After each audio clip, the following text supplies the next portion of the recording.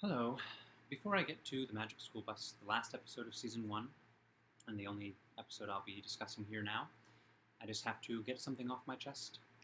Before I do the Magic School Bus episodes, I record the reading things that I do, the reading videos that I do. And of course, it's been The Great Gatsby, in case you haven't been following along.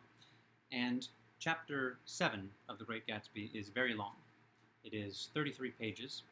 It took me almost an hour to record, and I don't edit. I just read straight through, which is why sometimes I go back and correct how I say a certain thing. I've talked about this in a different video.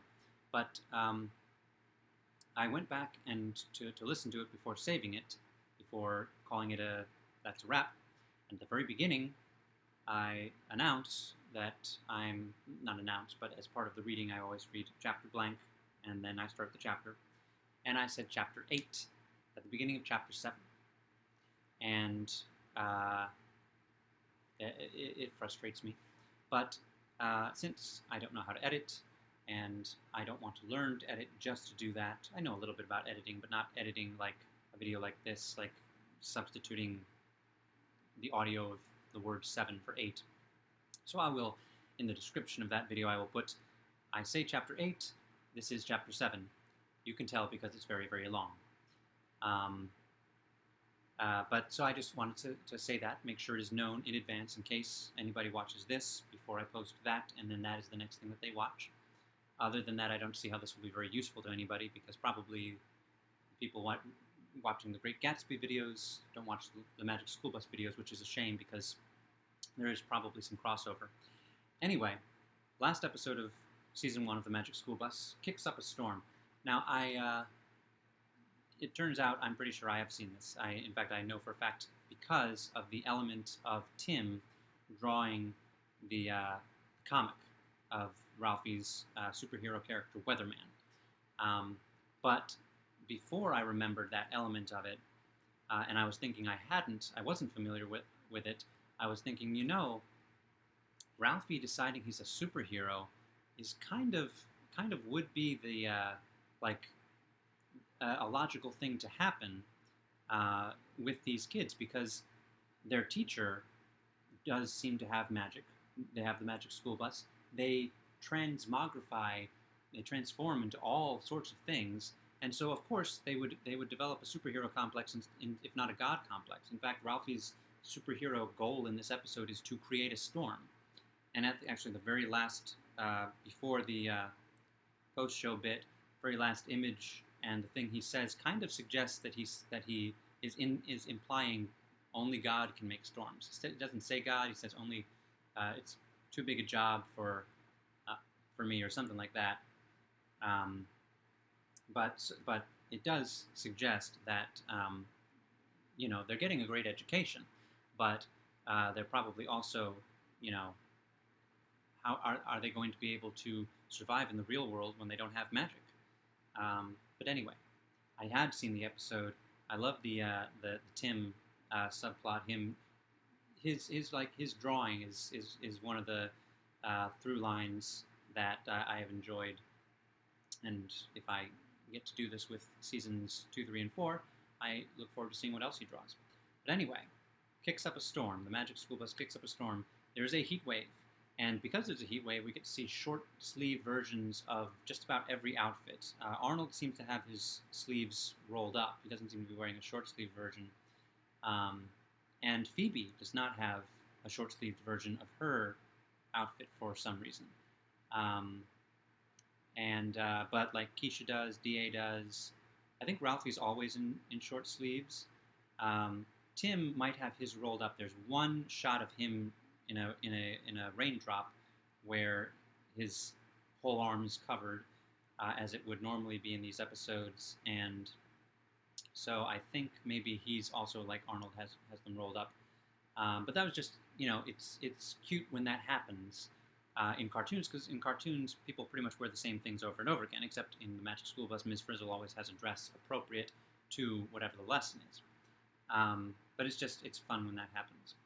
So Ralphie wants to help everything cool down by creating a thunderstorm, and Arnold is afraid of thunderstorms, and Keisha is thinks it's ridiculous that Ralphie would declare himself a superhero called Weatherman and and claim to be able to make a storm, which in normal circumstances it is, but Keisha should know, if nothing else, that Ms. Frizzle has that power, and she could bequeath it, not bequeath, but, help Ralphie along the way as she does.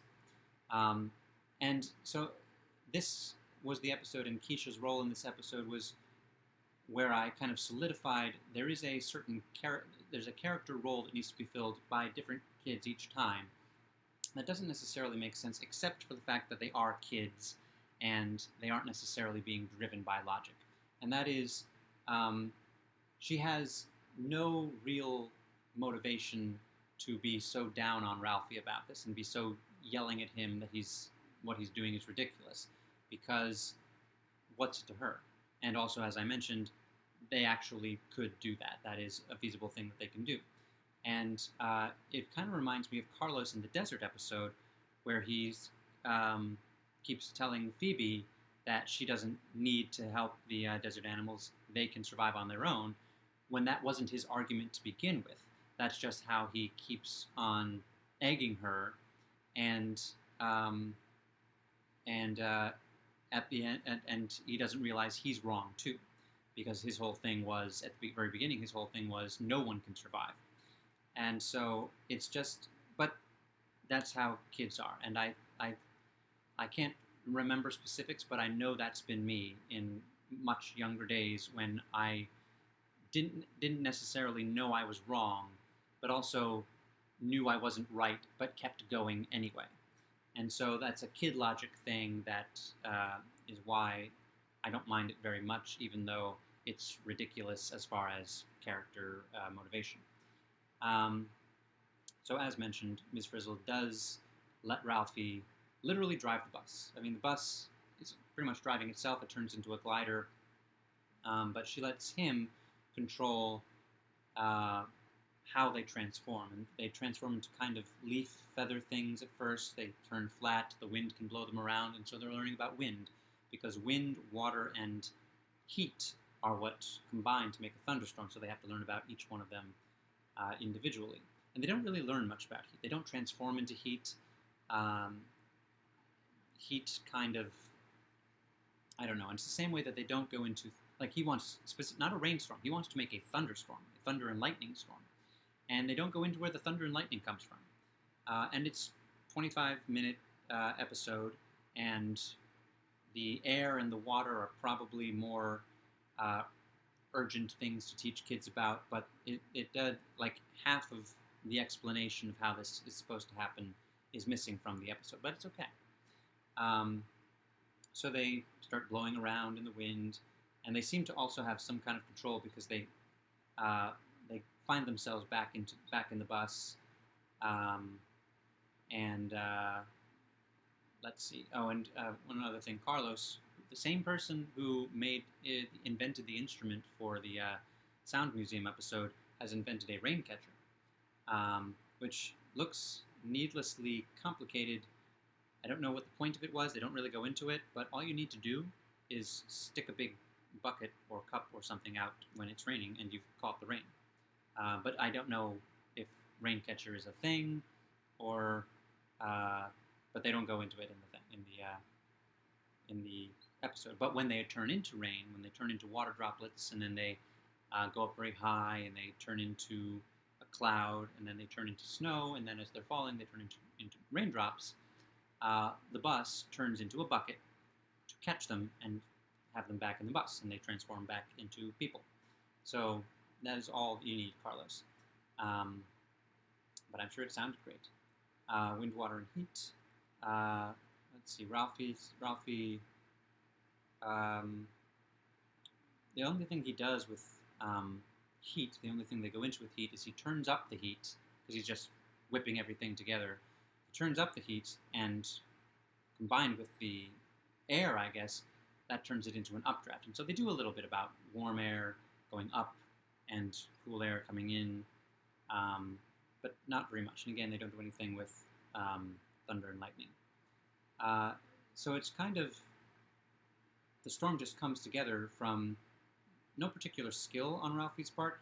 Ms. Frizzle gives him the tools, heat, water, and air, and he just helter-skelter throws them together violently, which is what storms are. They are violence. They are those things thrown together violently.